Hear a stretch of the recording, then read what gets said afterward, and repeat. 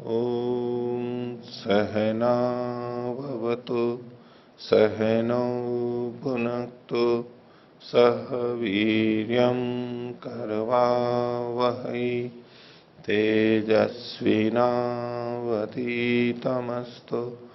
मा विद्विषावहै। ओम शांति शांति शांति। मीमांसा दर्शन की 63वीं कक्षा मीमांसा दर्शन के प्रथम अध्याय के चौथे पाद को हम देख रहे हैं और इसमें तृतीय अधिकरण तक हमने पीछे देखा था और प्रसंग ये चल रहा है कि इन वाक्यों में गुण विधि है अथवा नामधेय है। बहुत सारे अलग अलग वाक्य, उनमें अलग अलग तरीके से विवेचना की गई है कि यह गुण विधि है या नामधेय है। तो पिछले पाठ में से किन्हीं को कुछ पूछना है तो पूछ सकते हैं। हाँ।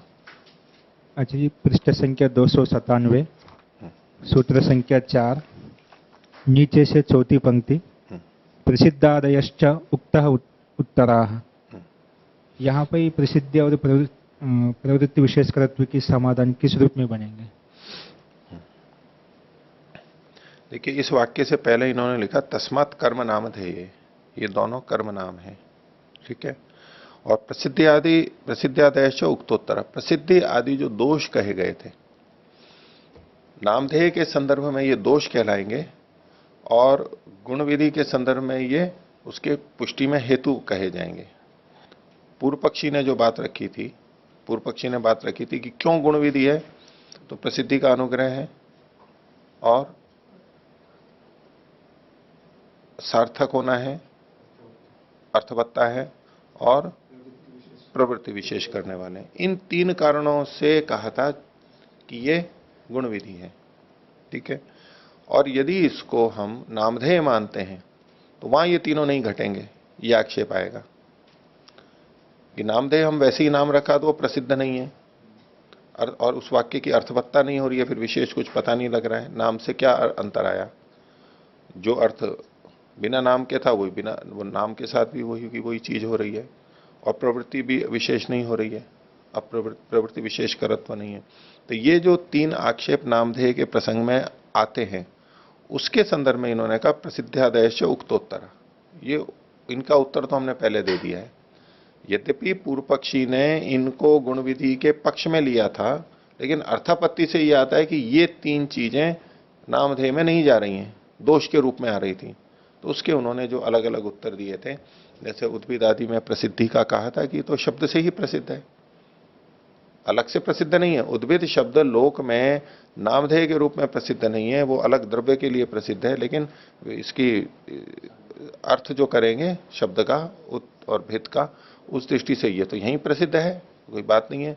और अर्थवत्ता भी बताए कि इससे गुण और फल के साथ में संबंध होता है इसका, कि ये वाला गुण किस में होगा और ये फल किस में आएगा, इस नाम वाले में आएगा। नाम से पता लगेगा ना, अगर कोई कि भाई ये द्रव्य गुण या ये देवता किस याग में है तो उसका नाम लेके कर देते हैं। याग तो सामान्य है कि कौन से याग में कौन सा देवता कौन सा द्रव्य है, तो नाम लेंगे तो एकदम पता लग जाता है, उसका गुण के साथ में संबंध बन जाता है। और फल के साथ में कि ये फल किस याग से आएगा, ये फल आएगा बोले याग से आएगा, ये फल किससे आएगा बोले याग से आएगा। वो याग से कौन से याग से आएगा तो फल के साथ में संबंध बन जाता है ना। किसी को कहें कि भाई ताकत किससे आएगी, बोले भोजन से आएगी। भोजन किससे बढ़ेगा, भोजन से बढ़ेगा। अच्छा, भोजन से संबंधित बहुत सारी चीजें हैं। चमड़ी किससे अच्छी रहेगी, भोजन से रहेगी। अच्छा, भोजन भोजन भाई भोजन भोजन कौन सा भोजन, फल आप बता रहे हो, बोले ये चीज विटामिन सी किससे मिलेगा, भोजन से मिलेगा। ए किससे मिलेगा, भोजन से मिलेगा। कार्बोहाइड्रेट किससे मिलेगा, भोजन से मिलेगा। भाई ये तो भोजन भोजन तो सामान्य हो गया, याग याग तो सामान्य हो गया। विशेष नाम जब आप कहेंगे इस भोजन से ये मिलेगा, इस भोजन से ये मिलेगा, इससे कैल्शियम मिलेगा, इससे फास्फोरस मिलेगा, ऐसे जो फल की विशेष नाम देते हैं तो फल के साथ में संबंध जुड़ जाता है। तो ये जो नामधेय हैं, इन नाम से गुण और फल के साथ इनका संबंध जुड़ जाता है। ये विशिष्ट गुण और विशिष्ट फल कहाँ है, इस विशिष्ट याग में है, इस नाम वाले में है, ये संबंध जुड़ जाता है। और प्रवृत्ति विशेष करत्व भी होता है कि उस याग में उस नाम के साथ में हम जोड़ते हैं कि यहां कुछ अलग अलग चीजें हो रही हैं, ये करना है तो इस याग में ये होता है, इस याग में ये होता है, विशेष प्रवृत्ति को करता है और पहचान दे देता है। तो इस दृष्टि से उसने समाधान किया था।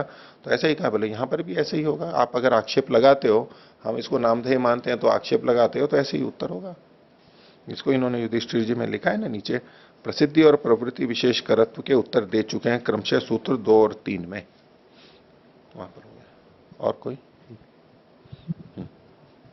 ओम आचार्य जी, 200 पृष्ठ संख्या 297 सूत्र संख्या 4 में यहाँ पर ऊपर से दूसरी पंक्ति भाष्य में, यदग्ने च प्रजापतये च सायं जुहोति इति देवता विधानम।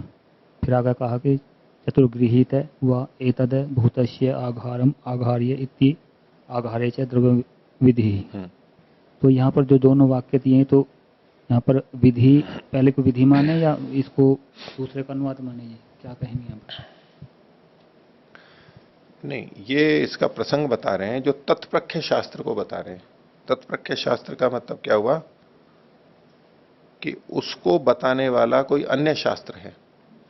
हमारा प्रसंग क्या था, अग्निहोत्रम जुहोति स्वर्ग काम है, इस एक वाक्य को ले लीजिए पहले। तो ये था कि अग्निहोत्र शब्द कर क्या रहा है, यहां पर नाम है अथवा गुण विधि कर रहा है। तो गुण विधि पूर्व पक्षी कैसे निकाल रहा था, यहां पर अग्नये होत्रम यस्मिन, अग्नि देवता के लिए होम जिसमें है, तो अग्निहोत्र शब्द से देवता, अग्नि देवता इस गुण का ग्रहण कर रहा था और इसलिए यह गुण विधि है, ऐसा कह रहा था। तो सिद्धांति ये कह रहा है कि विधि तो तब होती है जो अज्ञात होती है, पहले पता नहीं हो, कहीं और कहा ना गया हो, पहली बार कहा जा रहा हो। लेकिन अग्नि देवता का कथन तो दूसरे वचन में हो चुका है, शास्त्र में यानी वचन में, वाक्यों में, शास्त्र के दूसरे अंश में हो चुका है। तो ऐसे में इसको गुण विधि नहीं मान सकते, ठीक है। विधि नहीं बनेंगे क्योंकि फिर तो अनुवाद हो गया अग्नि का, कुछ नई बात तो कही नहीं जा रही है। अग्निहोत्र शब्द में अग्नये कह करके अग्नि देवता का कुछ नया कथन तो किया नहीं जा रहा है। तो सिद्धांति को यह बताना था कि अग्नि देवता आया कहां पर है, उसको ये उद्धृत किया है उन्होंने। यद अग्नये च प्रजापतये च सायं जुहोति, ये नीचे टिप्पणी लिखी है इसकी एक में, मैत्राणी संहिता का, उसमें अग्नि और प्रजापति, इसमें युधिष्ठिर जी ने लिखा है। कुछ में तो सायकाल केवल अग्नि को देवता माना है और प्रातःकाल सूर्य को माना है, लेकिन कुछ जगह अग्नि और प्रजापति दोनों को देवता माना है, ऐसा। तो उस पक्ष में इसका समाधान बनेगा। वैसे तो केवल अग्नि भी कहा गया हो तो भी समाधान बनेगा, लेकिन जो एक अगली बात कही गई कि प्रजापति को हटाने के लिए अग्नि शब्द की सार्थकता है, वो तब बनेगा जब प्रजापति देवता भी सायकाल वाले में कहा गया हो। तो ये तो तत्प्रख्य शास्त्र, उसको कहने वाला जो शास्त्र है, उस गुण को कहने वाला शास्त्र है, ये उद्धृत किया है, तत्प्रख्य शास्त्र। दूसरा वचन उद्धृत किया जा रहा है, केवल ये हो गया। इससे तो देवता का कथन आ गया। और आघारम आघारयति, इसमें आघार शब्द से घृत का ग्रहण कर रहा था वो पूर्व पक्षी, कि गुण की विधि कही गई है। तो सिद्धांति ये कह रहा है कि घृत का कथन, घृत एक द्रव्य हो गया, याग के लिए साधन हो गया, तो बोले इसका कथन भी पहले आ चुका है दूसरी जगह पे, इसलिए यहां पर गुण विधि नहीं हो सकती आघारम आघारयति में, तत्प्रख्य शास्त्र से। तो उसके लिए इन्होंने कहा कैसे पता लगा कि दूसरी जगह घी का वर्णन आ चुका है, तो बोले ये वाक्य देखो, चतुर्गृहितम वा एतत् अभूत तस्य आघारम आघार्य, 4 बार ये लिया गया, और आघारम आघार्य, आघार को करके, सिंचन करके। तो ये जो आघार है, ये शब्द यहां पहले भी आ चुका है, और ये जो आघारम आघारयति, ये वचन अलग है। तो अब इसमें जो आघारम है, ये अब संज्ञा का वाचक हो सकता है, नामधेय हो सकता है, गुण विधि नहीं होगा। गुण का कथन पहले, घी का पता पहले लग चुका है। ये 2 वाक्य दिए गए, देवता विधानम इति आघारे च द्रव्य विधि, इसमें द्रव्य विधि है, उसमें देवता का विधान है। हो गया? और कोई? जो हम अभी नामधेय का जो विवरण पढ़ रहे हैं, वेद की जो मूल जो संहिताएं हैं, उनका अर्थ करने से संबंधित इनका क्या उपयोग हो सकता है? सीधे सीधे नहीं होगा, क्योंकि वहां पर इन कर्मकांडों से संबंधित नामधेय तो कुछ कहा नहीं गया है। हालांकि उन मंत्रों का प्रयोग किया जाता है इनमें, तो ये तो अधिकतर ये ब्राह्मण ग्रंथों के वचन ही लेकर के किए गए, तो उनसे संबंधित समस्याओं का ही समाधान किया जा रहा है। लेकिन इससे एक दृष्टि तो हमें प्राप्त होती ही है कि यहां पर क्या कहा जा रहा है, विधेय क्या है। मीमांसा दर्शन में उद्देश्य और विधेय कैसे न कैसे उद्देश्य और विधेय को ला करके बोलते हैं कि ये उद्देश्य है, विधेय है। क्योंकि जो हमारे अर्थ की उलझनें होती हैं उसमें उद्देश्य विधेय की भिन्नता से अर्थ का भेद हो जाता है वाक्य में। क्योंकि उद्देश्य और विधेय पृष्ठभूमि के ऊपर निर्भर करता है कि किस पृष्ठभूमि के बाद में यह वाक्य बोला गया है, अन्य वाक्य क्या थे और फिर यह वाक्य बोला गया है, उसके अनुसार इस वाक्य का अर्थ ठीक ठीक निकल सकता है। पिछले वाक्यों को देखे बिना यदि हम एक वाक्य को लेंगे तो ठीक अर्थ नहीं दे पाएंगे कि वक्ता वास्तव में यहां कहना क्या चाह रहा है, ठीक ठीक कहना चाह रहा है, किस चीज का अनुवाद कर रहा है और किस चीज को नया कहना चाह रहा है, उद्देश्य क्या है और विधेय क्या है। ये हमें तब तक पता नहीं लग सकता जब तक पृष्ठभूमि नहीं पता हो हमारे को। तो उद्देश्य और विधेय, तो यहां भी उद्देश्य और विधेय की विवेचना तो चल ही रही है। उससे जो एक हमारा समझ बनती है, मानस बनता है, तो सीधे सीधे नामधेय और गुण विधि का भी कहीं उल्लेख हो सकता है। ये कार्य तो हुआ नहीं है अभी, उस तरह से होना है अभी। यहां इस तरह से वर्णन नहीं है, यहां ब्राह्मण ग्रंथों के वचनों का है। हम इसी यहां से प्राप्त सिद्धांतों का उपयोग वेद के संदर्भ में, मूल संहिताओं के संदर्भ में कर सकते हैं। तो सीधे सीधे नामधेय का भी कहीं हो सकता है, नहीं भी है तो एक जो हमारे को समझ बनती है इससे उद्देश्य और विधेय की, वो वहां काम में आएगी। हो गया? और कोई?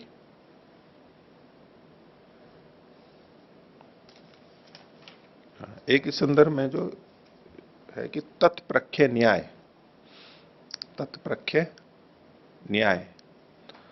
तो सीधे सीधे तो यहां न्याय शब्द नहीं आया है। तत्प्रख्य न्याय शब्द, तत्प्रख्य न्याय पर प्रचलित है, वो तत्प्रख्य न्याय प्रचलित है, तो वो तत्प्रख्य शब्द एक हो गया। उसको कहने वाले भिन्न शास्त्र के होने से, ये अर्थ संग्रह में भी हमने देखा था, तत्प्रख्य न्याय अर्थ संग्रह में भी देखा था। तो देखिए, तत् मतलब तो है, तत् शब्द है वह, उसको। प्रख्य मतलब कहने वाला, प्रकर्ष रूप से ख्या प्रकथन, कहने वाला, उसको कहने वाला, ठीक है। और न्याय का मतलब हुआ कि इसको जब दूसरी जगह पे कह दिया गया है, तो जहां जहां कोई संदेह हो रहा हो और हमें पृष्ठभूमि नहीं पता है और किसी ने कहा भाई ये बात तो वहां कह दी गई है, तो जब कह दी गई है तो उसका अब यहां पर अनुवाद ही होगा, उसकी यहां विधि नहीं हो सकती। जो बात दूसरी जगह कह दी गई है उसकी यहां पर अब विधि नहीं हो सकती, वो अनुवाद ही कहलाएगा, उद्देश्य कहलाएगा, विधेय नहीं होगा वो, ठीक है। तो ऐसा करके जहां पर समाधान किया जाता है तो कहते हैं तत्प्रख्य न्याय से होगा। यहां समाधान कैसे होगा? तत्प्रख्य न्याय से होगा, वो चाहे कोई सा भी संदर्भ हो। तो क्या, कैसे समाधान करेंगे? जब तत्प्रख्य न्याय लगाएंगे कि ये बात तो, ये जिस संदर्भ में चर्चा चली है संदेह, तो इस विषय में तो दूसरा वाक्य कह चुका है, तो दूसरे वाक्य को ला करके जब हम समाधान करते हैं तो तत्प्रख्य न्याय होगा। अब इसमें देखिए कि यदि दूसरा शास्त्र का वचन नहीं मिलता है तो क्या संदेह पैदा होगा? दो चीजें हैं ना, ये विधि है या ये विधि है, ये दोनों में संदेह बना हुआ है। क्योंकि अभी हमें पता नहीं है कि और जगह कहा गया नहीं, हमें दोनों ही चीजें नहीं लग रही हैं, अभिज्ञात है, और यूं लग रहा है कि यही वाक्य दोनों बातों को कह रहा है। दोनों बातें खड़ी हुई हैं और दोनों बातें खड़ी हैं, दोनों विधेय के रूप में दिखाई दे रही हैं, तो वाक्य भेद आएगा और संदेह बना रहेगा कि इसको कह रहा है या उसको कह रहा है। जहां ऐसी स्थितियों में कोई अन्य वाक्य उपस्थित कर दिया जाता है, शास्त्र का अन्य वाक्य उपस्थित कर दिया जाता है, यह बताने के लिए कि देखो इनमें से एक चीज का तो विधान हो चुका है वहां पर पहले ही, तो इसको कहते हैं ये तत्प्रख्य न्याय से उत्तर दिया है। अब होगा क्या? दूसरा वचन हमने जब बता दिया किसी एक के बारे में कि इस बारे में तो वहां कह दिया गया है, तो अब क्या यहां दो विधेय कैसे रह पाएंगे? जिसके बारे में दूसरी जगह कह दिया गया है, अब ये तो उद्देश्य बन जाएगा, यानी अनुवाद्य हो गया, अनुवाद हो गया, उसको उसका ही फिर से कथन हुआ, तो अब नई चीज तो रही नहीं, नई चीज केवल एक ही रही, और एक ही रहेगी तो संदेह ही नहीं रहेगा, निर्णय हो जाएगा। तो न्याय को ला करके हम निर्णय करते हैं, कहीं हम न्याय को ला करके किसी संदिग्ध स्थिति में निर्णय करते हैं, एक समझ होती है, सूझ होती है, सूत्र होता है। तो जब ऐसे दूसरे वचन को दिखा करके दो विधेय में से एक विधेय को हटा दिया जाता है, उसको अनुवाद कर सिद्ध कर दिया जाता है तो एक ही बचता है, तो समस्या समाप्त हो गई। तो ये हम कहते हैं तत्प्रख्य न्याय। उससे संबंधित अन्य शास्त्र में वो कह दिया गया और उसको उद्धृत किया जाता है। तो ये तत्प्रख्य न्याय हुआ, न्याय के माध्यम से हम कुछ सिद्ध करते हैं, समाधान निकाल लेते हैं। तो ये बस इतना ही है, ये नाम दे दिया तत्प्रख्य न्याय। हाँ, और कुछ पूछना है? पूछिए। जी, पृष्ठ संख्या 289 पे भाष्य के दूसरे अनुच्छेद में जो ये जो प्रसंग चल रहा था कि उद्भिदा यजेत, तो इसमें उद्भिदा को यहाँ पर अनुवाद किया, सिद्ध किया। तो चूंकि अब ये अनुवाद है तो कहीं ना कहीं इसकी विधि हुई होगी, तो उस दृष्टि से देखेंगे तो इसको भी प्रख्य न्याय के हिसाब से लगाया जा सकता है। नहीं, प्रख्य न्याय नहीं, कहीं ना कहीं वर्णन है। इसको ये कैसे अनुवाद बना, देखो इस वाक्य को देखो, इसी प्रश्न को तो उठाया इन्होंने। सिद्धांति ने कहा उच्यते ना नामधेयं विधायिष्यते, ठीक है, अनुवादा ही उद्भिदादय। तो अनुवाद, ये जो उद्भिद आदि शब्द हैं ये तो अनुवाद है, ठीक है, अनुवादा ही उद्भिदादय। तो उसने पूर्व पक्षी ने पूछा कुतः प्राप्ति रीति चेत, या सिद्धांत ही बोल रहा है कि अगर कोई पूर्व पक्षी पूछे कि यहाँ प्राप्ति कैसे है, क्योंकि बिना प्राप्ति के अनुवाद नहीं बनेगा। जो अप्राप्त होता है तो विधि होगी, और अनुवाद कह रहे हैं इसका मतलब है पहले प्राप्ति हुई है, कहीं ना कहीं किसी भी तरह प्राप्ति हुई है, तो ततो अभिधीयते, उसका उत्तर दिया जा रहा है उस शब्द सामर्थ्यात् भिद शब्द सामर्थ्याच्च उद्भिद शब्द। ये शब्द के अर्थ करने में ही निर्वचन और ये सब करके ही इसका अर्थ निकाल लिया गया, बोले इसी से ही पता लग रहा है, तो इसलिए अब ये विधि नहीं होगी। ये तो दूसरा कोई शास्त्र नहीं दिया है, दूसरा कोई वचन नहीं दिया, इसलिए ये तत्प्रख्य न्याय से नहीं कर रहे हैं, अलग ढंग से किया है। हाँ, तो जी इस तरह से मानेंगे तो जो कोई भी शब्द है तो उसको जब हम अनुवाद कहेंगे तो फिर उसकी तो हम यौगिक मान के और उसकी निर्वचन करके फिर उसको तो इस तरह कर सकते हैं यदि वहां होता है तो।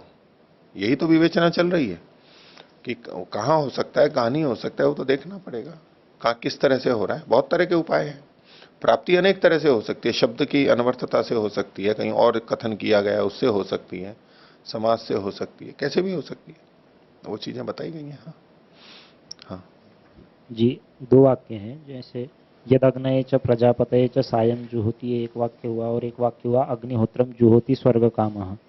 तो जी इन दोनों वाक्य में से ये इसका तत्प्रख्य न्याय का निर्धारण का इस प्रकार से करेंगे। ये पृष्ठ संख्या 297 पे जो है यदग्नये च प्रजापतये च सायं जुहोति, हाँ जी, ठीक है, तो इसमें देवता का कथन है ना, इसमें याग का तो विधान नहीं हुआ ना। यदग्नये च प्रजापतये च सायं जुहोति, हाँ, तो अगर इसमें आपका कहना है कि अग्निहोत्रम जुहुयात स्वर्ग कामा, तो याग का विधान कहां पर किया गया है ऐसा? हाँ, तो जहां मुख्य कथन होता है, पहली बार कथन होता है, वो माना जाता है। अगर याग का विधान अब मैं लग रहा है कई वाक्यों में है, तो अब ये संदेह है कि किस वाक्य में तो विधि है और किस वाक्य में अनुवाद है, ठीक है। तो विधि वहां होगी जहां पहले नहीं कहा गया है, तो ये हमें उस शास्त्र से ही पता लगेगा जहां उसका वर्णन किया गया है। तो जहां सबसे पहले याग का विधान किया गया, इसका मतलब है पहले नहीं था विधान, अज्ञात था, तो अब उसको तो कहेंगे विधि। अब उसके बाद के वाक्यों में जहां पर यजेता आदि आएंगे, अब उनको देखें कि ये तो पहले आ चुका है, तो अब ये अनुवाद है। उन शास्त्रों के आधार पर ही निर्णय होगा, चाहे व्यक्ति बोल रहा हो चाहे शास्त्र बोल रहा हो। सामान्य नियम यही बनेगा कि पहले कहीं कथन किया गया है और फिर आ रहा है तो ये अनुवाद है, पहली बार है अविज्ञात का कथन किया जा रहा है तो विधि है। बस ये सरल सा, बिल्कुल सरल ही यही एक तरीका है। यहाँ सब जगह उसी शैली से कहा गया, उद्देश्य और विधेय को ढूंढने का यही तरीका है। और इसके लिए पृष्ठभूमि और जिस प्रसंग का है उसको देखना जरूरी है। केवल वाक्य को देख करके निर्णय नहीं कर सकते कि उसमें उद्देश्य और विधेय क्या है, अकेले वाक्य से। उसमें तो फिर कई संभावना है, संभावना के लिए कह सकते हैं ये भी उद्देश्य हो सकता है, ये भी हो सकता है, ये भी हो सकता है। संभावना के तौर पे तो सबको उद्देश्य और विधेय बना सकते हैं, लेकिन निर्णय नहीं कर सकते हैं वहां पर, प्रसंग से ही होगा। हाँ जी, और एक बात, ये जो हम अभी एक प्रकरण देख रहे हैं जैसे नामधेय प्रकरण, तो ये केवल उदाहरण मात्र है या परिसंख्या में लेंगे कि ये इतने ही हैं इस रूप में? नाम, हाँ, जो हम नामकरण कर रहे हैं इनका। नहीं, नाम तो बहुत सारे हैं, बहुत सारे कर्म हैं, और कहीं बहुत सी जगह पे तो स्पष्ट नाम बताए हुए ही हैं। जी, ये इस नाम का है, ये इस नाम का है, लेकिन यहां उन प्रसंगों को लिया गया है जहां संदिग्धता है, वहां स्पष्ट पता नहीं लग रहा है कि इसकी ये नाम है या गुण है। तो ऐसे उन संदिग्ध स्थलों को लेकर के विवेचना की गई है, यही मीमांसा का काम है। तो केवल यही नाम है ऐसा नहीं है, इससे भिन्न भी और नाम है, वहां स्पष्ट कहे हुए हैं, वो तो साक्षात श्रुति से ही पता लग रहे हैं, वहां वचन से ही पता लग रहे हैं, तो कोई संदेह नहीं है, नाम तो बहुत हो सकते हैं। और इनके आधार पे जैसे कहीं पे संशय हो कि यहाँ पे नामधेय मानना है, हाँ। या फिर वो गुण विधि माननी है, तो इन आधार पे निर्णय इन आधार पर निर्णय कर सकते हैं। इस जैसे स्थल, संदिग्ध स्थलों पर इन्हीं पैमानों के आधार पर हम निर्णय कर सकते हैं, पता लग जाता है हमारे को। ठीक है।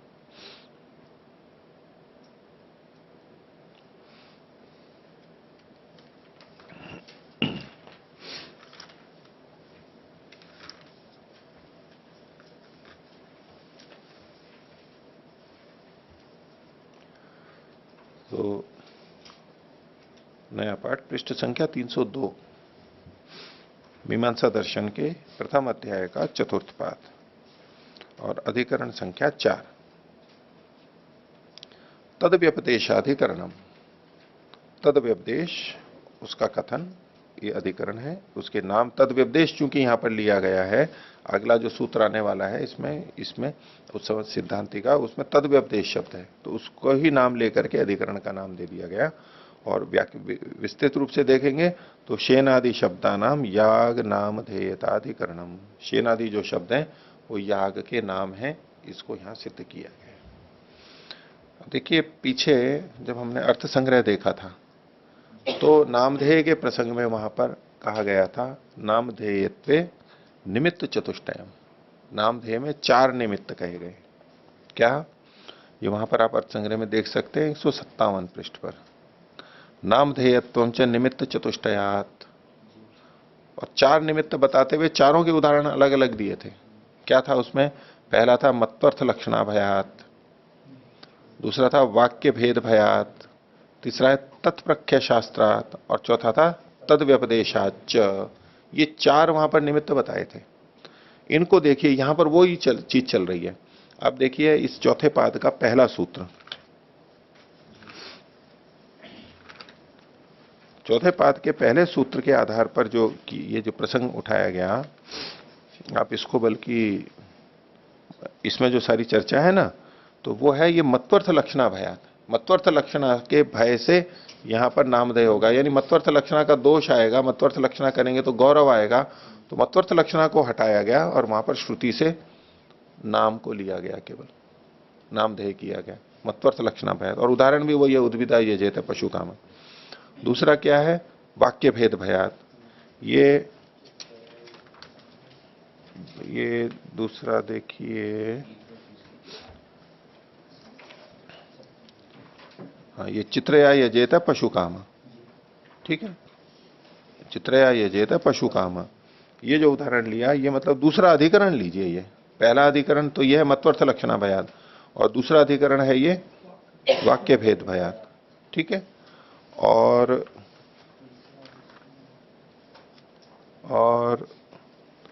तीसरा अधिकरण जो है, जो तत्प्रख्य न्यायाच, ये जो है तीसरा अधिकरण, तत्प्रख्यंच अन्य शास्त्रम, ये जो सूत्र आया हुआ है चौथा सूत्र, तो तत्प्रख्य शास्त्रात, ये वहां तीसरा निमित्त बताया गया। और वहां चौथा निमित्त था तद व्यपदेशाच्य, ये हम अभी सूत्र को देखेंगे 5वां, तद व्यपदेशम च। उन्हीं चारों बातों को वहां पर अर्थ संग्रह में दिया था, उदाहरण भी वही है, उसी शैली से बताया गया है। यहां शास्त्रीय दृष्टि से वहां उन्होंने उसको अलग ढंग से अपने शब्दों में प्रस्तुत किया, लेकिन है वो की वही बात, नामधेय। क्यों नामधेय हम मानना पड़ रहा है हमारे को ऐसे उदाहरणों में, उसके लिए 4 कारण वहां बताए गए थे। तो ये चौथा कारण यहां पर अब आ रहा है। भाष्य देखिए, पृष्ठ संख्या 302, अथैषा शेनेन अभिचरण यजेता। अब ये शेन से अभिचार करता हुआ यजन करे, शेनेन अभिचरण यजेता एक वाक्य। दूसरा है अथैषा संदंशेन अभिचरण यजेता, संदंश से नाम का नाम ही है वैसे तो यहां, उससे अभिचार करता हुआ यजन करे। अथैषा गवा अभिचरण यजेता, ये गौ के द्वारा, गाय के द्वारा अभिचरण करता हुआ, अभिचार करता हुआ यजन करे। इति समाम्ना यन्ते, ये वचन हमारे को शास्त्रों में मिलते हैं। तो अभिचार कर्म क्या होते हैं, इसका कुछ प्रारंभ में भी प्रसंग आया था, जिसको कि इन्होंने अधर्म मान करके कहा था कि भाई वेद के अंदर अधर्म का तो कथन नहीं है, धर्म का ही कथन है। तो उस संदर्भ में ये अविचार की बात आई थी कि ये तो हिंसा है, इसलिए इसके अंदर ये अधर्म के रूप में आएगा। इस तरह से एक बात लिखी थी। बाकी तो वेद में जो भी लिखा है वो धर्म ही है। अगर वहां शत्रुओं को मारने के लिए लिखा है तो वो भी धर्म ही है, न्यायपूर्वक है, दुष्टों को मारना ही है, धर्म के अंतर्गत ही आता है। उस तरह की हिंसा नहीं है जैसे कि अन्य लोग मान लेते हैं, किसी को भी मारना हिंसा है, अन्यायपूर्वक मारना हिंसा है। न्यायपूर्वक अगर दंड दिया जा रहा है, अन्यों की रक्षा की जा रही है, तो अहिंसा है, सब व्यापक रूप से देखा जाए तो इसी तरह से ये अभिचार कर्म भी है। यदि किसी को नष्ट किया जा रहा है किसी कर्म से, अब इन यागों से वो नष्ट होता है नहीं होता, ये एक अलग विषय स्वतंत्र है, उसकी चर्चा हम अभी नहीं कर रहे। लेकिन यहां वर्णन प्रक्रिया उसी तरह की है कि इससे भी ऐसा होता है। जैसा कि युधिष्ठिर जी ने नीचे लिखा है कि शत्रुओं को मारने के लिए हम कई उपाय करते हैं, शस्त्र आदि से मारते हैं, गुप्त रूप से स्वयं या किसी से मरवाते हैं। और फिर उन्होंने लिखा कि ये भी अभिचार कर्म भी उनमें से एक उपाय है। ये ऐसा ही मान करके चल रहे हैं कि ये एक उपाय है। अब ये है नहीं है, ये अलग से एक विस्तृत विषय है, इसकी प्रामाणिकता कि होता है तो कैसे होता है और करना चाहिए नहीं करना चाहिए। लेकिन ये जो चर्चा आ रही है, हम केवल चर्चा इसकी शब्दों की दृष्टि से देख रहे हैं इसको। तो ये जो 3 वाक्य कहे, शेन, संदंश और गौ, तो तत्र भाष्य देखिए, तत्र गुण विधि कर्म नाम ध्येयम इति संदेह। वही प्रक्रिया है कि गुण विधि है या नाम ध्येय है। प्रसिद्धादि भी पूर्व पक्षे उद्भिदादि नाम इव। प्रसिद्धि आदि की दृष्टि से अगर देखा जाए, वो जो 3 हेतु बताए थे, तो पूर्व पक्ष में क्या बनेगा, उद्भिदादि नाम इव, उद्भिद आदि के समान ये नामधेय होंगे। नहीं, गुण विधि होगी, उद्भिद आदि के की तरह से ये गुण विधि होगी। हालांकि उद्भिद आदि में सिद्धांति के पक्ष में तो नाम ही है, नामधेय है, लेकिन पूर्व पक्षी ने जिस ढंग से प्रस्तुत किया था वो गुण था। तो उद्भिद आदि के समान समझ लेना चाहिए, ये पूर्व पक्ष बनेगा। ते तो उद्भिदादय क्रिया निमित्ता शक्नुवंती यागम वधितुम। ये उद्भिद आदि जो शब्द हैं कि क्रिया के निमित्त हैं, तो वो याग को कह सकते हैं। तो इस ये जो पीछे बात आई थी ना कि प्रसिद्धि के आदि के कारण से पूर्व पक्षी उनको गुण विधि मान रहा था, तो ये कह रहा है कि ठीक है, वहां तो आपने नामधेय मान लिया था, गुण विधि नहीं मानी थी, गुण विधि को खंडित कर दिया था और नामधेय माना था। तो तेतु उद्भिद आदि, वो जो उद्भिद आदि शब्द थे वो तो क्रिया निमित्ता, क्रिया के निमित्त थे, इसलिए यागम वधितुम शक्नुवंती, याग को कह सकते थे, यानी नामधेय थे। प्रसिद्धि आदि के कारण से प्रथम पूर्व पक्ष में तो ये उद्भिद आदि के समान गुण विधि लग रहे थे, बोले चलो वो क्रिया निमित्तक होने से याग को कहने वाले थे, वहां तो मैं मान लिया था मैंने। लेकिन इमे पुनर्जाति निमित्ता न शक्नुवंती, ये जो शब्द हैं शेन, संदंश और गौ, ये तो जातिवाची शब्द हैं, ये क्रिया निमित्तक शब्द नहीं है। उद्भिद शब्द क्रिया निमित्तक था, तो इसलिए वहां पर नामधेय क्रिया को कहने वाला होने से वो नामधेय हो गया था। ये तो क्रियावाची शब्द नहीं है, ये तो नामधेय, ये तो जातिवाची शब्द है, तो यहां वो समाधान नहीं लगेगा। इसलिए यहां तो प्रसिद्धि आदि के निमित्त से यहां गुण विधि ही माननी चाहिए। तेन गुण विधेय इत्येवं प्राप्तम, यह गुण विधि ही प्राप्त है। अर्थात अब तक जो आपने नामधेय का समाधान किया, उनके अनुसार यहां समाधान नहीं हो सकता है। अब तक जो समाधान आए उसके आधार पर यहां समाधान नहीं हो सकता है, ये गुण विधि ही लगने लगेगी। तो इसलिए एक नया समाधान यहां दिया जाएगा। तो एवं प्राप्ते ब्रूम, हाँ उत्तर दे रहा है सिद्धांति। 5वां सूत्र, तत्व्यपदेशम च। तो तत्व्यपदेशम च, तो उनका ये जो शेन आदि जो शब्द हैं, ये नामधेय में निमित्त है, ये नामधेय ही माने जाएंगे। कैसे माने जाएंगे, भाष्य में का तत्व्यपदेशम च, तो सूत्र आ गया जो का तू, तेन शेनादिना प्रसिद्धेन यस्य व्यपदेश तच्च कर्म नामधेयम। तो उन शेन आदि के द्वारा जो कि प्रसिद्ध है, शेन आदि शब्द जो लोक में प्रसिद्ध है, पूर्व पक्षी भी प्रसिद्ध ही मान रहा है और प्रसिद्ध मान करके वो गुण विधि कह रहा है। सिद्धांति कह रहा है कि ये जो प्रसिद्ध है, प्रसिद्धेन शेनादिना, तो प्रसिद्ध कहां, लोक में जो प्रसिद्ध हैं उनके द्वारा यस्य व्यपदेश है, जिसका कथन किया जा रहा है, उन प्रसिद्ध शब्दों के द्वारा, प्रसिद्ध अर्थ वाले शब्दों के द्वारा जिनका कथन किया जा रहा है, तच्च कर्म नामधेयम, वो जो शब्द हैं शेन आदि, वो कर्म के नाम है। सिद्धांत का प्रतिपादन है, प्रतिज्ञा का कथन है। क्यों हम कर्म नामधेय कर रहे हैं? तो कहा श्रुतिर ही नामधेयत्वे लक्षणा गुण विधौ। गुण विधि मानने में तो आपको यहां लक्षणा करनी ही पड़ेगी, मत्वर्थ लक्षणा।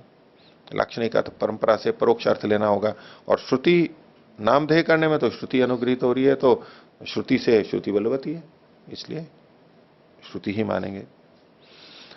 यत्तु जाति शब्दाई में न यागम अभिवदंती थी, और जो आपने आक्षेप लगाया कि ये शब्द जातिवाचक हैं, तो इसलिए ये याग को तो नहीं कहेंगे। नामवाची है, नाम है ये, लेकिन किनके हैं? जातियों के। अब शेन शब्द किसका वाचक है? जाति। शेन पक्षी जो है सभी का वाचक है। संदंश यानी चिमटा, वो भी, और गाय भी, ये सब जातिवाची है, पीछे आ ही चुका है। तो ये याग को नहीं कह सकते। इसका उत्तर सिद्धांति दे रहा है, सादृश्य व्यपदेशात अभिवदिष्यन्ति। समानता के कथन से ये इन यागों को कह देंगे। ये जो शब्द हैं, ये जिस जातिवाची शब्द को कह रहे हैं, जातिवाची जिस जाति को कह रहे हैं, उसके साथ इस याग की समानता है, इसलिए यहां भी ये शब्द प्रयोग में आएंगे। तो उन शब्दों के, ये जो प्रसिद्ध शब्द हैं, इनके सादृश्य के व्यपदेश से ये याग को कह देंगे। उत्तर दे रहा है सिद्धांत। एवं ही व्यपदेशो भवति, इस प्रकार से व्यपदेश होता है। जो इन्होंने कहा ना सादृश्य व्यपदेश, सादृश्य के कथन से। एक तो हम सादृश्य देख रहे हैं और हम समानता देख रहे हैं दो चीजों में, लेकिन सादृश्य का व्यपदेश शास्त्र में मिल रहा है।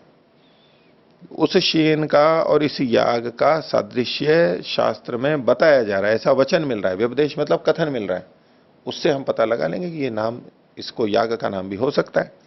वो व्यपदेश क्या है उसको आगे बताएं। एवं ही व्यपदेशो भवति, ये शास्त्र में वचन मिलता है। यथा वही शेनो निपत्य आदत्ते, जिस प्रकार से शेन पक्षी गिर करके ले लेता है, गिरता है ना तेजी से, झपट्टा मारना जिसको बोलते हैं। यथा वही शेनो निपत्य आदत्ते, शेन का ये स्वभाव है, वो एकदम तेजी से आता है, उड़ते उड़ते बहुत तेजी से नीचे आता है और लेकर के उड़ करके चला जाता है, ये उसकी विशेषता है। तो एवं अयम द्विषंतम भ्रातृव्यम निपत्य आदत्ते, वैसे ही यह कौन? ये याग। द्विषंतम भ्रातृव्यम, हमारे से द्वेष करते हुए शत्रु को निपत्य, तेजी से आकर करके लेके चला जाता है। विशेषता हो गई ना, आक्रामकता हो गई। यम अभिचरंती शेनेन, जिसको कि शेन से अभिचरण करते हैं, जिसका शेन से अभिचार करते हैं, उस द्वेषी को ले जाता है जिसको लक्षित करके ये अभिचार याग किया जाता है। तो इसमें ये भ्रातृव्य शब्द वैसे दो अर्थों में आता है। एक तो भ्रातृव्य, पिता के भाई का लड़का, यानी चचेरा भाई, ये तो ताऊ का भाई भी हो सकता है। भ्रातृव्य जो होता है ना, पिता के भाई का लड़का यानी चाचा का लड़का, वो भ्रातृव्य कहलाता है। वो तो अलग हो गया, उसको यहां नहीं ले रहे हैं, उसको यहां नहीं ले। यहां भ्रातृव्य शब्द शत्रुवाचक है, हमारे से द्वेष करता हुआ जो शत्रु है। द्विषंतम भ्रातृव्यम, वैसे तो शत्रु होता है वो द्वेष ही करता है, हानि कर रहा है हमारी, हम तो ठीक है, वो गलत है, गलत ढंग से कर रहा है, उसके लिए ये बात है। और फिर भी अगर कोई शत्रु तो है लेकिन उदासीन है, अभी हमारे से द्वेष नहीं करता है, हमारी हानि नहीं करता है, तो ठीक है, वो अपनी जगह है, हमारे को कोई बात नहीं। लेकिन अगर हानि कर रहा है तो फिर कुछ उसके लिए उपाय किया जाता है, उसको हिंसा नहीं माना जाता है। यम अभिचरंती शेन है ना, शेन से जिसका अभिचरण करते हैं। तो आगे देखिए, निपत्य आदत्ते इति अनेन सादृश्येन शेन शब्दो यागे। तो यहां बहुत तेजी से गिर करके और इससे फिर ये जो लेता है निपत्य आदत्ते, इतना, इस सादृश्य के कारण से शेन शब्द यागे, याग में प्रयोग किया जाता है, इसलिए ये नामधेय हो रहा है। यथा सिंहो देवदत्ता, जैसे सिंह देवदत्त, देवदत्त को क्या कहा? शेर कहा। तो शेर क्यों कहा? क्योंकि सिंह के समान वो पराक्रमी है, बलवान है इत्यादि, तो उसको देवदत्त कहा गया। देवदत्त को सिंह शब्द से कह दिया गया। इसी तरह से इस याग को भी शेन शब्द से कह दिया गया, तो शेन नामधेय हो जाएगा। जैसे शेन झपट्टा मार करके तेजी से उठा करके ले जाता है, ऐसे ही ये याग भी द्वेष करने वाले शत्रु को उठा करके ले जाएगा और हमारा रास्ता निष्कंटक होगा, हमारा जीवन सरल हो जाएगा। ऐसे ये समानता से कहा। तस्मात् कर्म नामधेयम, इसलिए ये कर्म का नाम हो सकता है।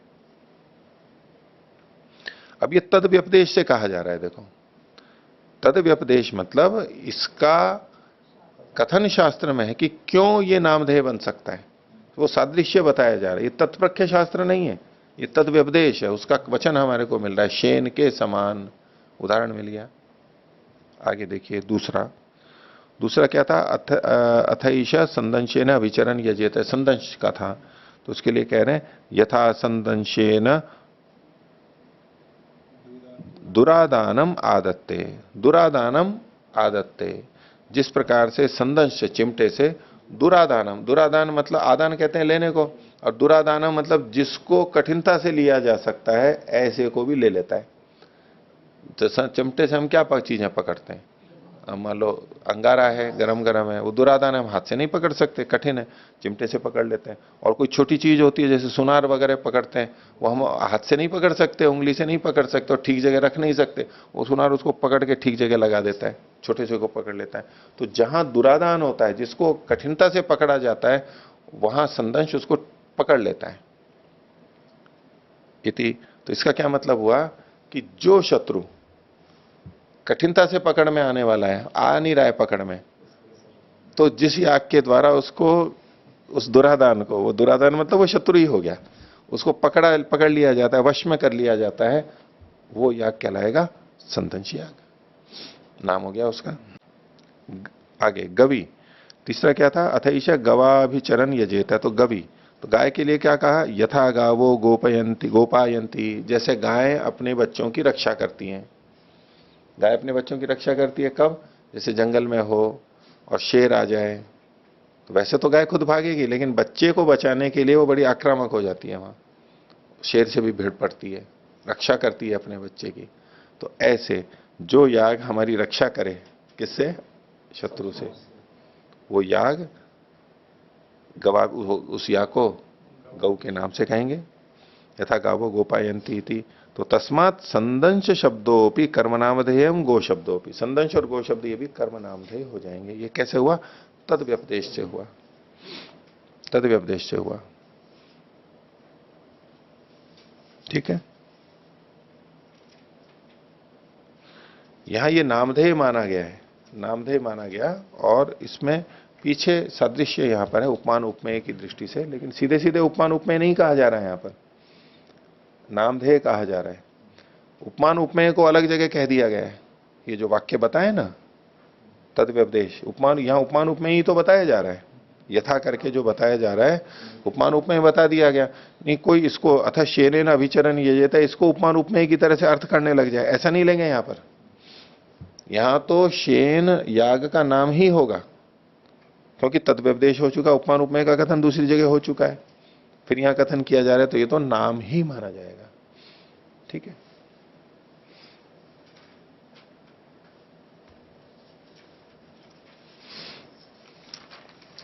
इनको देख करके इनमें से बहुत से लोग इसको प्रभावित भी होते हैं इस तरह से, जो लोक में भी बहुत प्रचलित होता है, जो शत्रु निवारण के लिए बहुत सारे अनुष्ठान आदि तांत्रिक और ये लोग करवाते रहते हैं ना, उस तरह की प्रवृत्ति बहुत ज्यादा है, लोग कराते हैं, लुके छिपे ये सब करवाते रहते हैं। और इनको देख करके कई जने गुप्त रूप से ऐसी भी योजना कि देश के लिए जो हानिकारक लोग हैं, शत्रु लोग हैं, उनके निवारण के लिए जो अलग अलग याग और वो अनुष्ठान है, तो ऐसे ऐसे कुछ गुप्त वर्ग बने हुए हैं, वो लोग इनको मान करके करते रहते हैं। उनसे पूछो भाई बहुत एक कार्य चल रहा है, गुप्त रूप से चल रहा है, बताते नहीं है वो,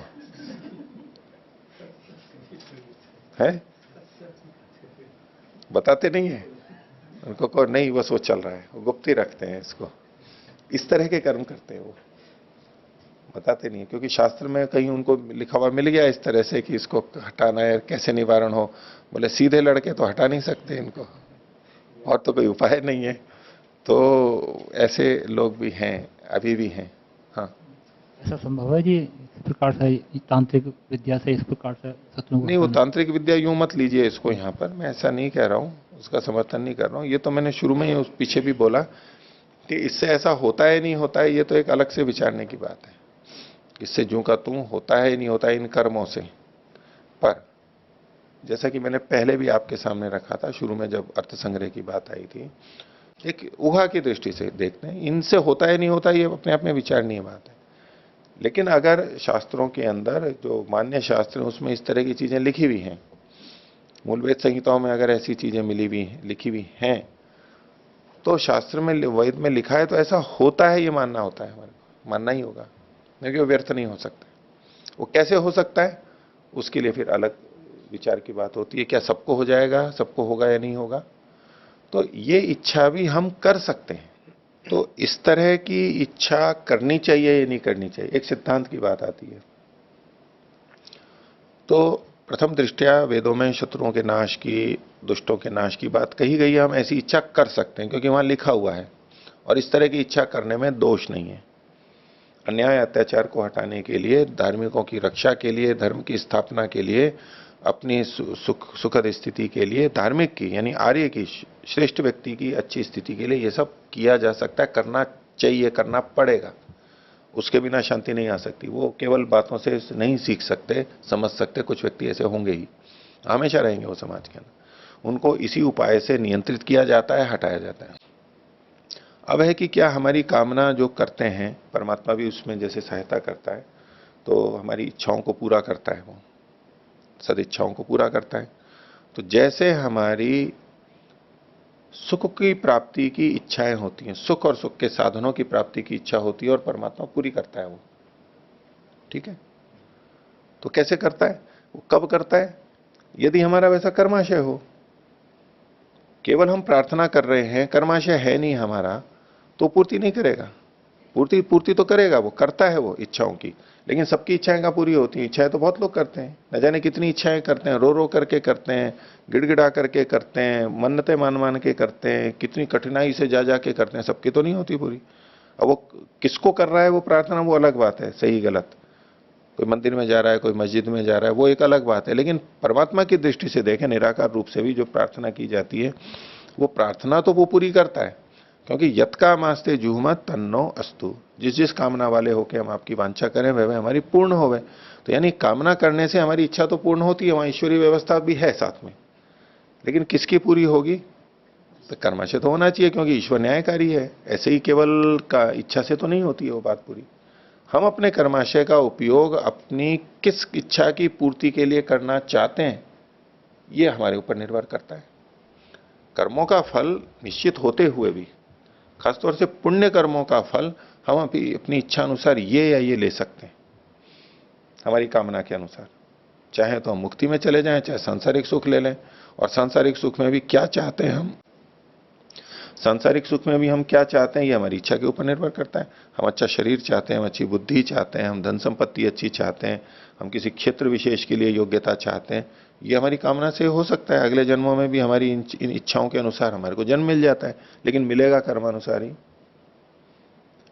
तो जिस प्रकार प्रार्थना करने से हमारे कर्माशय के अनुरूप ये चीजें पूरी होती हैं, तो सुख और सुख के साधन मिलते हैं, तो ऐसे ही दुख और दुख के कारणों को हटाना भी हो सकता है।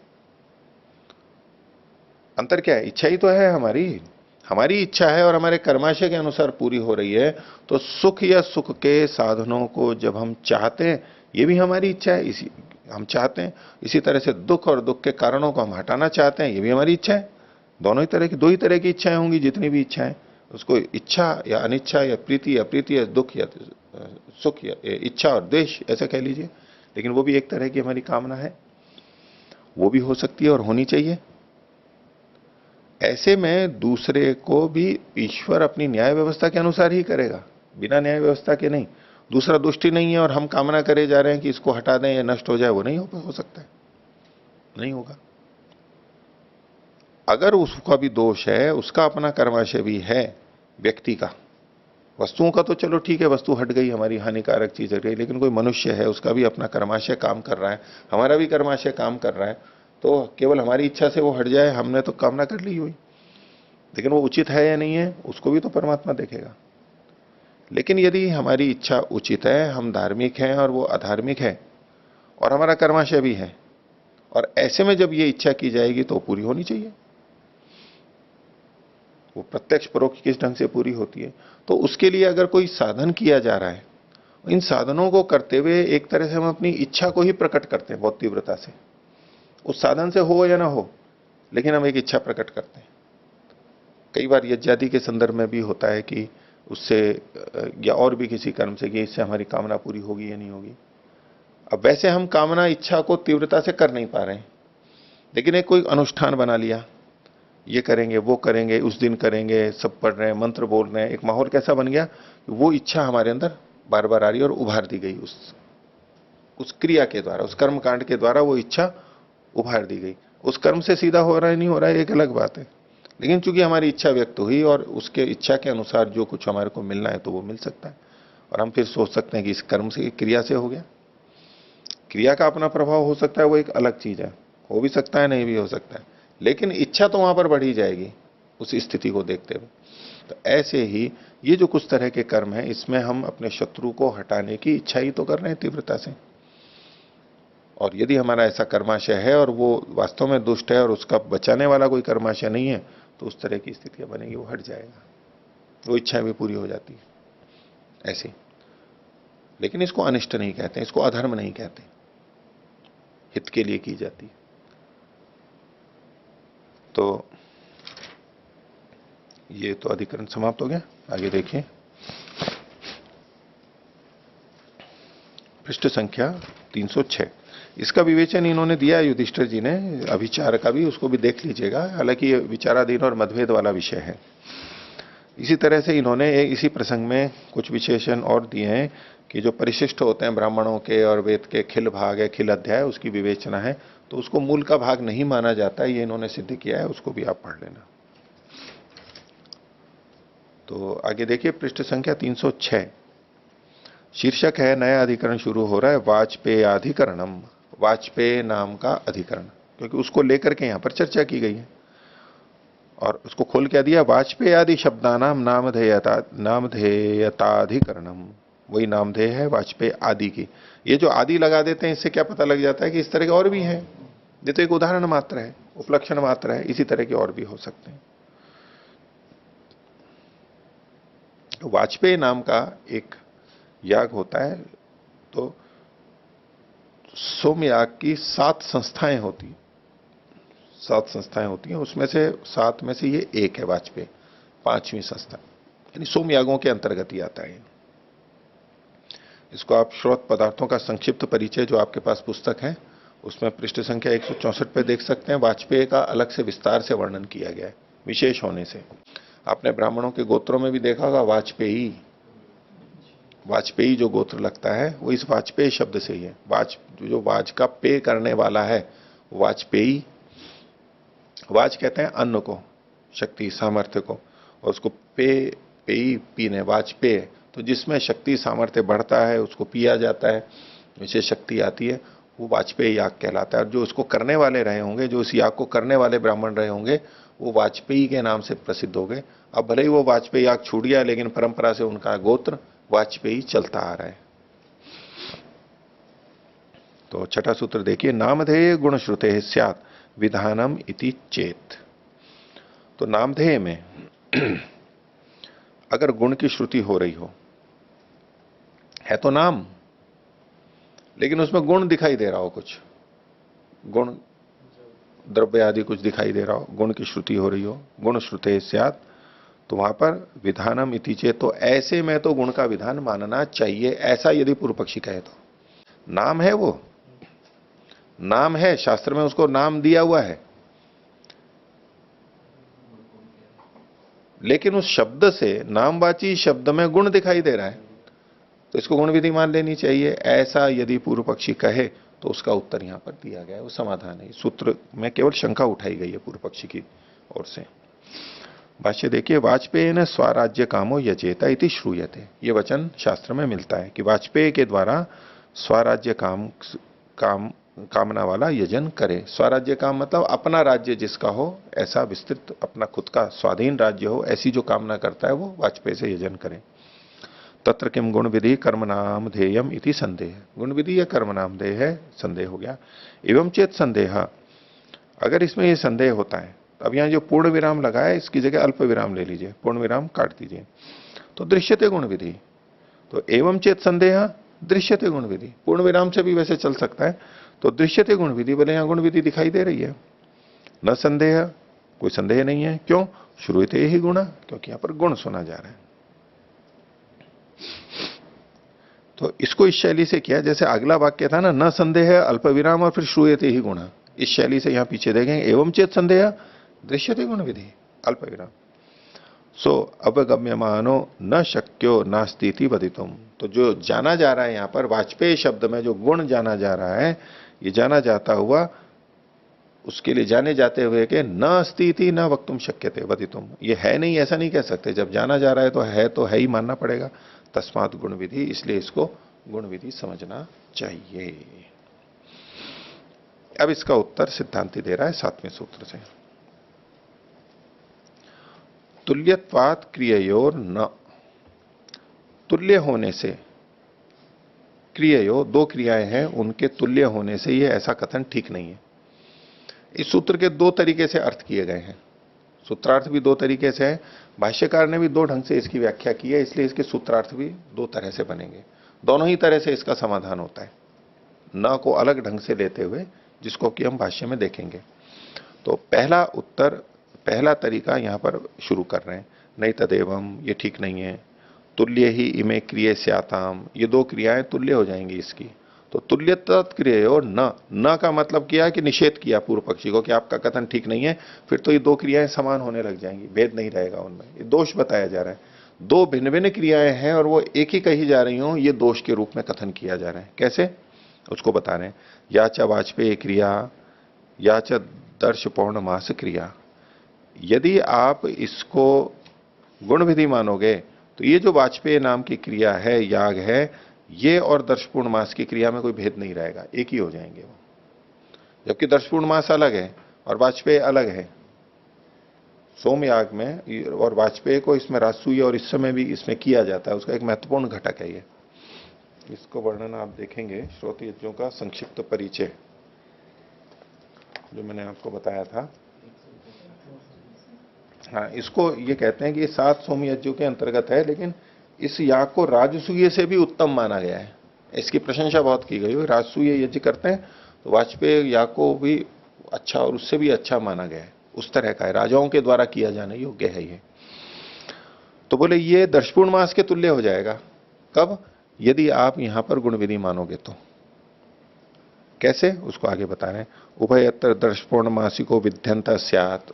दर्शपूर्ण मास में जो विध्यंत है, विधियां हैं, बातें कही गई हैं, वो कि वो वाजपेयी में हो जाएंगे, फिर कोई अंतर ही नहीं रहेगा इनमें, क्रियाओं की समानता हो जाएगी। और ऐसे में क्या होगा? तथा च दीक्षाणाम उपसदांच दर्शनम नावकल्प्येत। तो वाजपेयी में जो दीक्षणीय यष्टि और उपसद होते हैं उनका देखा जाना नहीं हो पाएगा, वो समाप्त हो जाएंगे अगर इसको गुण विधि मानते हैं। तो कैसे समाप्त होगा? उसके लिए वचन का सप्तदश दीक्षो वाजपेयी, ये वचन है वहां पर वाजपेयी में, उसमें सप्तदश दीक्षाएं होती हैं। दीक्षा आपने देखा था सोमयाग में दीक्षा होती है ना, तो इसमें 17 दीक्षाएं होती हैं। और सप्तदशोपसद को वाजपेयी 17 उपसद होते हैं उसमें, प्रवर्ग और उपसद वहां पर जो आपने देखे थे सोमयाग में, प्रवर्ग उपसद। तो जो उपसद हैं वो 17 होते हैं इसमें। 17 संख्या का बहुत वर्णन है इसमें, 17 संख्या का वर्णन है। तो ये जो वाजपेयी के लिए कथन किया जा रहा है, अगर इसको आप गुण विधि मानोगे तो अब तो ये दर्शपूर्ण मास के समान हो जाएगा। तो दोष आ रहा है, इसलिए इसको गुण विधि नहीं मान सकते। ये पहली दृष्टि से अर्थ हुआ। इसमें क्या है कि यदि इसको हम वाजपेयी मानेंगे तो वाज का मतलब है अन्न, यवागु, कुछ पेय, उसको पीना। तो उस स्थिति में वाजपेयी अन्न साधन याग कहलाएगा, अन्न साधन याग कहलाएगा। वाज का मतलब अन्न, यवागु लेंगे तो ये अन्न है साधन जिसका, ऐसा ये याग कहलाएगा, अन्न साधन याग कहलाएगा। तो तब दशपूर्ण मास को प्रकृति मानना होगा और इसको उसकी विकृति मानना होगा। दशपूर्ण मास की विकृति बनेगा ये, यदि यहां पर अन्न को हम द्रव्य गुण के रूप में ले लेते हैं। और यदि इसको ऐसा नहीं करते हैं, अन्यथा इसको अगर नाम करते हैं तो ज्योतिष्टोम प्रकृति मानी जाएगी और वाजपेयी उसकी विकृति मानी जाएगी, प्रकृति विकृति में माना जाए। तो इनकी अलग अलग प्रकृति विकृति होती है, तो दशपूर्णमास की प्रकृति वाला होने से ये दशपूर्णमास जैसा बन जाएगा फिर। और यदि इसको नामधेय मानेंगे तो ज्योतिष्टोम प्रकृति मानी जाएगी, विकृति मानी जाएगी, तो उस शैली का ये माना जाएगा। देखिए इसका दूसरा अर्थ और दिया है अगले पृष्ठ पर, 308वां पृष्ठ। अथवा करके दूसरा अर्थ दे रहे हैं, तुल्यत्वात् क्रिययोर न इति, क्रियाओं के तुल्य हो जाने से ऐसा नहीं होगा। पहले न को निषेध में किया था पूर्व पक्षी के, यहां क्रिया के तुल्य होने से नहीं होगा। यदि न गुण विधि, अगर ये गुण विधि नहीं है, ततस्तुल्य ईशा वाजपेय क्रिया ज्योतिष्टोम क्रिया, अगर ये गुण विधि नहीं है तो इसकी क्रियाएं ज्योतिष्टोम के समान क्रिया वाली होंगी, ज्योतिष्टोम प्रकृति होगा। तत्र दीक्षा नाम उपसदाम च दर्शनम उपपन्नम, तो वाजपेय में जो दीक्षा और उपसद कहे गए हैं 17 वो वहां पर संगत हो जाएंगे। जैसे ज्योतिष्टोम में होते हैं ऐसे यहां भी उपसद और दीक्षा हो जाएंगी। तस्मात् कर्म नामधेयम इति लिंगम तु एतत् प्राप्ति पुनर्उत्तर सूत्रेण, तो ये जो कर्म नामधेय का, इसके ऊपर एक बात कही कि लिंगम तु एतत्, ये तो केवल लिंग से पता लगा, यानी अनुमान किया गया है, सीधे सीधे प्राप्ति नहीं बताई गई कि वाजपेय में, यहां पर वाजपेय नामधेय है। तो प्राप्ति पुनर्उत्तर सूत्रेण, इसकी जो प्राप्ति है कि कैसे ये वाजपेय नाम से सिद्धि है, प्राप्ति का मतलब है प्रमाण, न्याय, इसका कौन सा है वो अगले सूत्र से बताया जाएगा। अभी